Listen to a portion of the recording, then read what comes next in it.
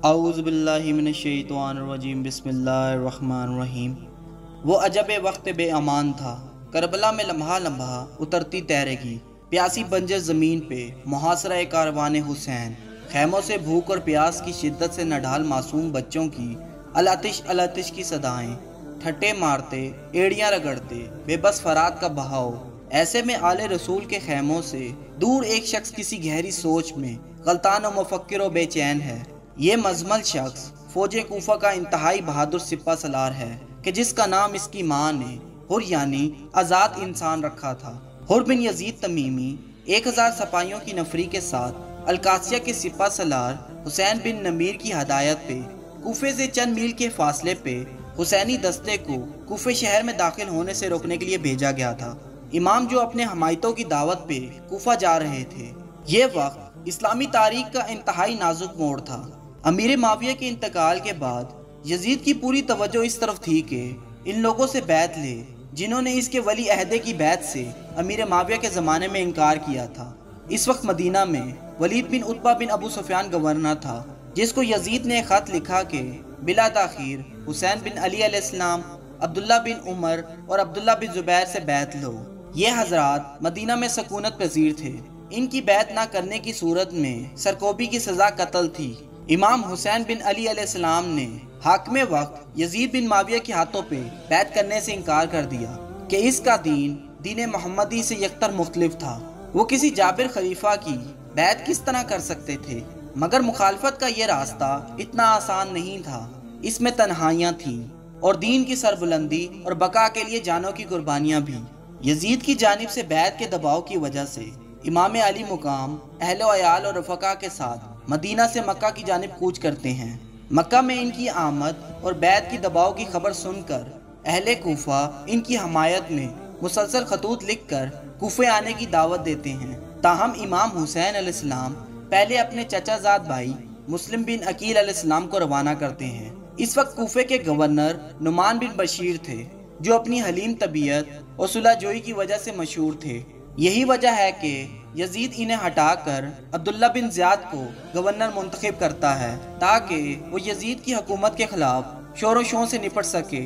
حضرت مسلم بن عقیل علیہ السلام کی حمایت میں 18,000 افراد بیعت کر چکے تھے، لیکن نئے گورنر ابن زیاد کی سخت حکمت عملی کے باعث نہ صرف مسلم بن عقیل علیہ السلام تنہا رہ جاتے ہیں بلکہ اپنے جان نثار حمایتوں کے ساتھ قتل کر دیے جاتے ہیں۔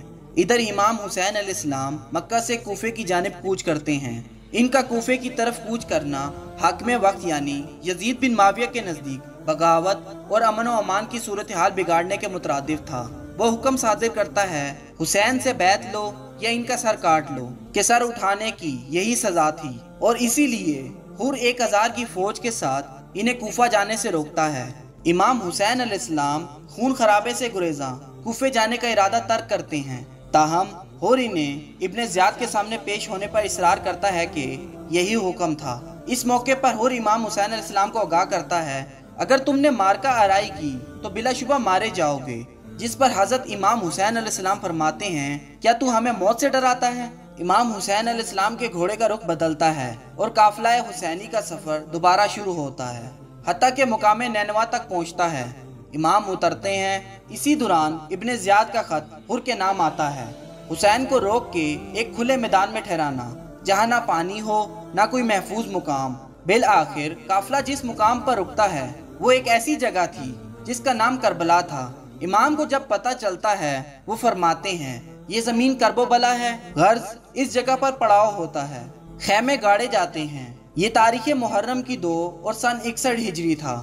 اس تمام وقت حر کا 1000 فوجیوں کا لشکر قافلے کا پیچھا کرتا رہتا ہے اور اب اس پڑاؤ کے مقام پر محاصرہ ہوتا ہے، لیکن قلیل قافلے کی ایمانی طاقت کو توڑنے کے لیے حر کا لشکر کافی نہ تھا۔ اگلے روز عمر بن سعد بھی 4000 سپاہیوں کی نفری کے ساتھ مقام کربلا پہنچتا ہے۔ عمر بن سعد امام سے ملاقات کرتا ہے اور ان سے متاثر ہو کر ان کی امامت میں باجماعت نماز ادا کرتا ہے۔ یہ بات کوفے کے گورنر ابن زیاد کے لیے تشویش کا باعث بنتی ہے، لہٰذا وہ شمر کی سربراہی میں مزید 10,000 کی نفری بھیجتا ہے اور ساتھ ہی امام کی شخصیت کا سحر توڑنے کے لیے رائے کی گورنی کا پروانہ بھی۔ شمر ساز و سامان حرب و نفری کے ساتھ کربلا پہنچتا ہے इसी दौरान उमर बिन साद को इब्न ज़ियाद का खत भी मिलता है। वो लिखता है कि हुसैन अलैहिस्सलाम से यजीद की बैत लो, अगर वो बैत कर ले तो जो मुनासिब होगा किया जाएगा, और अगर बैत से इनकार करे तो जंग करो और इन पर और इनके साथियों पर पानी बंद कर दो। जब इमाम हुसैन अलैहिस्सलाम से बैत की कोशिश बेसूद रही तो 7 मुहर्रम से पानी का सिलसिला भी बंद किया जाता है। ये गोया ऐलान जंग था और फिर शब आशूर आ पहुंची।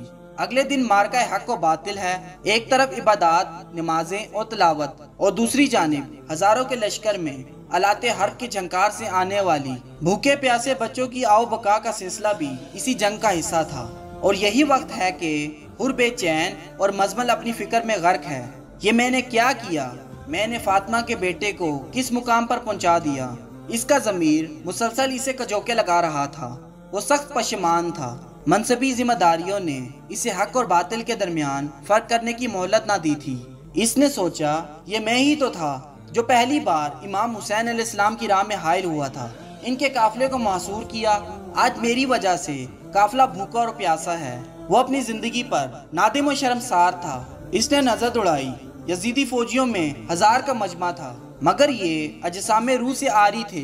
वो सोच रहा था मुट्ठी पर लश्कर के साथ देखकर जाओ हाशिम ठुकराना है या जाबर और अयाश हुकूमत की गोद में आफियत ढूंढनी है। कोई एक रास्ता, या इधर या उधर, फौजी यजीद की सिपा सलारी या हुसैनी दस्ते की गुलामी लाओ। शब अशूर ही फैसले की रात थी। वक्त कम था लेकिन फैसले की रात तवील। फिर जब लैला शब की कोख से रोशन सफेदी का बतन छलका तो फैसला हो चुका था। अब हुर अपने नाम की तरह अपने फैसले में आजाद था। वो अब यजीद का ताबे बनकर नहीं रहना चाहता था। इसके सामने यजीदी फौज के हजारों सर थे, लेकिन मार्का हक व बातिल में सरों की गिनती नहीं होती, असूलों की कीमत होती है। हुर अपने घोड़े का रुख मुखालिफ सिमत में मोड़ देते हैं, जिसको देखकर यजीदी फौज के महाजिर बिन इरस ने हुर की बेचैनी पहचान ली। उसने पूछा, हुर क्या परेशानी है? मुझे तो कुछ समझ नहीं आ रहा। खुदा की कसम, अगर कोई मुझसे हमारी फौज के बहादुर तरीन इंसान का नाम पूछे तो मैं बिलाशुबा तुम्हारा नाम लूंगा। और तुम हो के पशेमान और बेचैन नजर आ रहे हो। हुर जवाब देते हैं, मैं अपने आप को जन्नत और जहन्नुम के बीच देखता हूँ। मुझे इन दोनों में से एक रास्ते का इंतखाब करना है, और खुदा की कसम मैं सिवाय जन्नत के कोई और रास्ता मुंतखब नहीं कर सकता। फैसले की घड़ी तमाम हुई। अमल का वक्त आ पहुंचा। हुर की दावत हक में इनका बेटा और गुलाम भी साथ थे। वो आहिस्ता आहिस्ता चलते हुए हजरत इमाम हुसैन अलैहिस्सलाम के खेमे की जानिब पहुंचते हैं। करीब पहुंचने पे जूतों को उतार कर गर्दन में लटका लेते हैं। गुलाम की मदद से अपने हाथों को पुष्ट पे रस्सियों से बांध देते हैं। करीब जाने पे हथियार फेंक कर अपने घुटने टेक कर जमीन पर खुद को गिरा देते हैं और बलक बलक कर रोते हुए माफी के तलबगार होते हैं और फरमाते हैं, ए हुसैन अलैहिस्सलाम, मैं ही हूँ जिसने आपका रास्ता रोका था। क्या मेरे लिए कोई सजा है? हजरत इमाम हुसैन अलैहिस्सलाम इनको अपने बाजुओं में समेटते हुए फरमाते हैं, ए हुर, मैंने तुम्हें माफ किया और मैं यकीन दिलाता हूँ कि मेरे नाना भी तुम्हें माफ करते हैं। माफी का परवाना पाकर हजरत हुर अलैहिस्सलाम जंग लड़ने की इजाजत तलब करते हैं। इमाम हुसैन अलैहिस्सलाम फरमाते हैं, हुर, तुम हमारे मेहमान हो, तुम्हें अपने लिए मरने की इजाजत किस तरह दे सकता हूँ? हजरत हुर इसरार करते हैं। इमाम उस वक्त तक जंग की इब्तिदा की इजाजत नहीं देते जब तक पहला तीर दुश्मनों की जानिब से नहीं आता। हजरत हुर अपने तेज और तंज जुमलों से अपने साबिक साथियों को ललकार कर बताते हैं कि अब वो किसी के गुलाम नहीं रहे, जिस पर उम्र साथ तीरों की बारिश से जंग का आगाज करता है और सबसे कहता है, गवाह रहना और अमीरुल मोमिनीन यजीद को बताना कि मैं ही वो था जिसने हुसैनी दस्ते पर पहला तीर फेंका। और यूं इस मार के हक व बातिल का आगाज होता है, जिसके काबिल फख्र और जरी शहीद हुर अलैहिस्सलाम भी थे। अगर आपको हमारी ये वीडियो पसंद आई है तो इसको लाइक, शेयर और सब्सक्राइब ज़रूर कीजिएगा। शुक्रिया।